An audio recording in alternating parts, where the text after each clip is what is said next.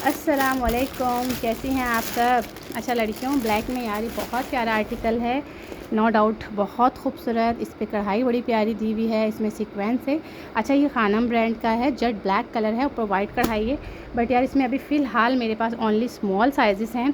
अगर फर्दर मेरे पास इसमें लार्ज टू मीडियम का स्टॉक आता है तो मैं इंशाल्लाह आप लोगों के साथ जो है वो शेयर कर दूँगी। अभी फ़िलहाल स्मॉल, जिसे स्मॉल का ऑर्डर करना है, 19 चेस्ट है, ठीक है। 19 चेस्ट के साथ साइज़ इज़ स्मॉल और बहुत प्यारा आर्टिकल है। इसके चौक पे भी कढ़ाई है, इसके पूरे दामन पे कढ़ाई है और नेक लाइन तो यार नो डाउट इसकी बहुत प्यारी है।